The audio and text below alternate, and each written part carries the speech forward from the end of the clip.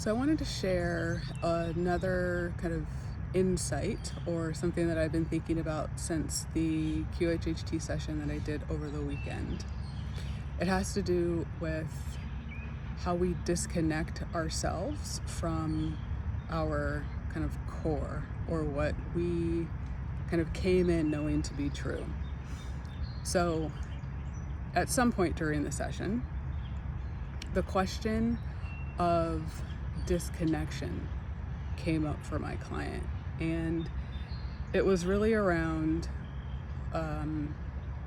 at what point did they decide to essentially stray from what they knew to be true and what they had been operating as up until that point. So the assumption was that there was a point, like a conscious choice made, when they decided that they were wrong, they needed to change, and they would not be accepted in this new environment or in another environment. So that was the only choice. And it was a surprise to the client for that to come up, but there was a very specific age that came up, and it was kind of the entry into high school. And I know high school is it's a big jump for all of us. I even remember my elementary school to middle school jump. That was, I'm not even going to tell you what I did, but it was quintessential Shannon. But so for my client, there was a story that they had built up in their head that a high schooler acts as blah, blah, blah.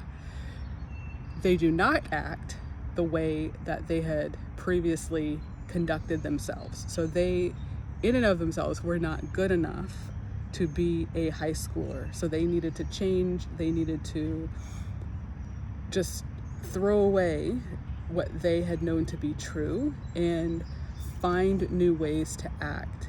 They couldn't be playful, or they couldn't be, lighthearted and loving and caring. They needed to develop another persona to be successful as a high schooler. And that for them was the moment to shift. That was them buying into the story that they were not enough, and that something else needed to be created to fit in and be better. So we had a conversation about this after the session, and it really got me thinking about my own journey and how I've cut myself off several times, whether purposely or not purposely. And one of the things that really stuck out to me was when I actually entered the consulting industry. And all I knew prior to that was sports medicine. I was in physical therapy. I was in athletic training. Like, that's all I knew. And then I had this life-changing experience in Africa, and I said, holy crap, there's another world out there, and I need to do something different. So found a way to do something different, and then I felt myself turn my back on myself, essentially. I saw these people around me. I saw they were different. I saw they had different training. I saw that I was not like them at all. There was very little in common.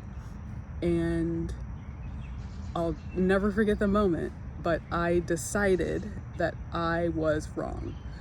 I needed to change, and that I could not be myself in that environment.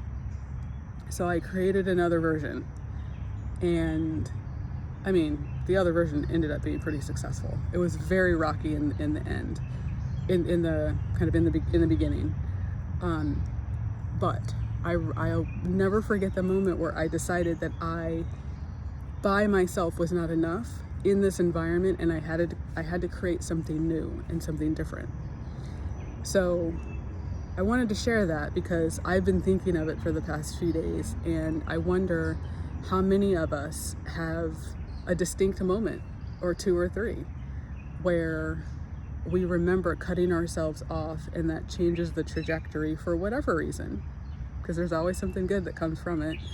But for whatever reason, we cut ourselves off and we make ourselves wrong about who we are, how we conduct ourselves, why we act a certain way, our humor, our likes, our dislikes.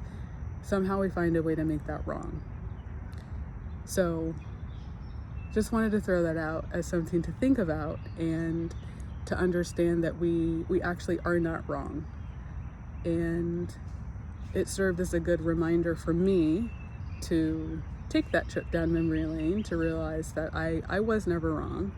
I was in an environment that it was new, it was foreign to me, and it was okay. And I don't regret it, and I'm so grateful for all the experience. But to remember that we don't need to cut ourselves off, that we are just fine exactly as we are. And the more that we are more comfortable in our skin, the better we are and the better the world is.